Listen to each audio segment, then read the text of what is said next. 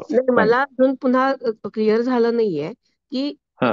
जर तो गर्भित अर्थ असेल तर हम्म. माझ्या परसेप्शन प्रमाणे जर मी अर्थ काढला तर कदाचित मी चुकू पण शकेन.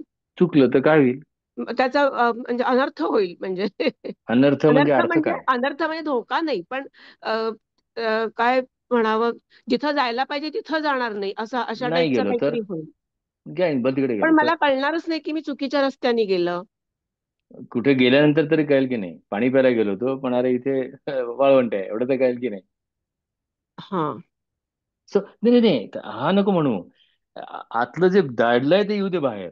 हे पाहायचं आपण. चल बघूया काय होईल. Let us continue this discuss. Let discuss this way की आहे. ओके, तू हा. काय म्हणालीस, मला जर का कळलंच नाही तर मी काहीतरी भलतच करीन. ओके, नाही, अनर्थ भलतंच ओढवेल. करीन म्हणजे मग पुन्हा मी ते जे कृष्ण मला म्हणतोय व्यक्तिपूजेच्या दिशेने जाऊ शकते ना मी. आणि मला ती व्यक्तिपूजा अर्जुनाने कृष्णाची केलेली असं म्हणायचं नव्हतं. आम्ही आता काय करायचं याच्यातली होती. हो मग हो हो हो हो. त्यामुळे बरोबर आहे. जर कळलं नाही तर मग आम्ही चुकीच्या रस्त्याला जाऊ. आणि जे जातोय आम्ही तो कोणीतरी बोट धरून दाखवल्याशिवाय कळणार नाही. म्हणजे बऱ्याच संस्कृत मधल्या श्लोकांचा असा आपल्याला प्रॉब्लेम येतो. हा, म्हणजे मग असं करू शकू की त्याचा मला समजेल अशा भाषेत अर्थ सांगितला जाईल. पण गर्भित अर्थ हा मी सांगीन. फॉर एक्झाम्पल अथर्वशीर्षात बाबा बाबा आव दक्षिणात्याचा अर्थ असा मला वाटला की मुळात मला असं वाटतं की गणपतीसाठी नाहीच म्हटलेलं, हे मला वाटतंय. सो फाईन, हे मी सांगितलं. पण तरी सुद्धा खरं सांगितलं तर मधुमिता, गर्भित अर्थ कळला नाहीये असा गर्भित अर्थ होऊ शकतो, ही एक शक्यता निर्माण झाली ना. हो. शेवटी तिथेच पोहोचणार. गर्भितार्थ बरोबर. तोच आहे शेवटी. तू सांगतो ना माम एव एष्यती असंशया. तू माझ्याकडे येऊन जाणार कुठे तू? त्यामुळे माझी जास्ती डिस्टन्स तसंच परवा चालेल. तुम्ही हा वैराग्याचा फोकस हे सांगितलं. आता हा तो विचारातच येणार नाही की असा अर्थ असू शकतो.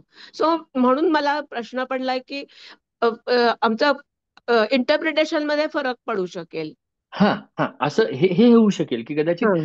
त्याच्यात सुद्धा वी कॅन ऍक्सलरेट असा आपण शब्द वापरूया की यांनी प्रवासाची गती वाढली आणि आपण टनेल मधनं बाहेर आलो की जे फिरायचं होतं भरपूर उगाच धक्के टोणपे खात खात खात हा. त्याच्या झटकन कळलं बाबा, हे करेक्ट. बाबा वैराग्य म्हणजे फोकस. ओके, पण मग ते मग करायला पाहिजे की बाबा वैराग्य म्हणजे फोकस. तो म्हणाला ठीक आहे, पण मग मी बघते का, मी हा. बघतोय का, मग तो खरा कळेल. बरोबर. किंवा त्यात तुझं गंमत काय होईल माहितीये का, मग त्यातनं बघा आता काय होईल. म्हणजे मला हे पुश नाही करायचं, पण तरी सुद्धा बघा की ओके धरून चाल की मी सांगितलं की वैराग्याचा अर्थ होतो फोकस. जर का तिथेच थांबलं तर काय होईल, तर फक्त रिमेंबरन्स होईल तो की हा आता माझ्या लक्षात राहिला. हम्म. वैराग्याचा अर्थ म्हणजे फोकस. होतंय नाही, का ते असं? नको. ते हा, नकोय. ते नको. मग पुढे जाऊन काय करीन की let let me try out. Interpret आपण चुकीचं किंवा जे हवं ते नाही केलं तर हा मग आणि मग ठीक आहे, मग कदाचित मला तिकडे फुलस्टॉपच मिळेल ना. हा मला अर्थ कळलाय आणि आता मी सगळं कृष्णार्पणमस्तु म्हणजे त्यांनीच मला बघावं असं होऊ शकतं ना माझं. मला ते नको परफेक्ट. व्हायला. हम्म. परफेक्ट. हा, मग आता इथे प्रत्येकाने बघा, इथे इथे मस्त दडलाय बघा. बघा कसं होतं का. I don't know whether I be able to. काय आता मधुमिता म्हणते की हा म्हणजे आता मला अर्थ कळलाय. मग म्हणजे अजून माझी एक स्टेप पुढे जायला हवी जी कृष्णाने डायरेक्ट सांगितली. हम्म. कृष्णाने गर्भितार्थात सांगितलीच नाही की करून पहा. मग अर्थ कळला. इथे मी ज्यावेळेला फुल स्टॉप टाकतोय त्याला मी फक्त मला अर्थ म्हणजे ट्रान्सलेशन कळलं. हो. मग म्हणजे म्हणजे मी ती स्टेप कुठली घेत नाहीये. मग मी ऍक्शनची स्टेप घेत नाही. मग दोन गोष्टी असू शकतील एखाद वेळेला की मला गर्भितार्थ वगैरे कळलेलाच नाहीये आणि मी वेगात करा. फॉर एक्झाम्पल लहान मुलाचं चालणं मी नेहमी उदाहरण घेतो, कारण आजही कंटाळा आला की मी फक्त बसतो आणि लहान मुलाचं चालणं आठवतं, जे माझं मला आठवत नाही अनफॉर्च्युनेटली. लहानपणी जसं शिकलो तसं. मग आले म्हणजे ह्याला कोणी शिकवायला गेलं. सेंटर ऑफ ग्रॅव्हिटी आणि बॅलन्स आणि ट्रान्सफर ऑफ वेट काही काही माहिती नाहीये त्याला. पण तो शिकतोय आणि मग तो पडतोय.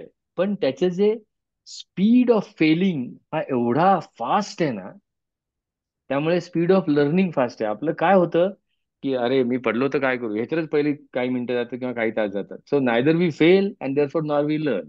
सो जर का बरोबर. मला अर्थ कळला तर निदान मी ऍक्सलरेटरी झालो की बरोबर. गुडघ्याला माझ्या नी कॅप लागल्या, इथे हेल्मेट लागलं, म्हणजे पडलो तरी आता दणकावून पडणार नाहीये.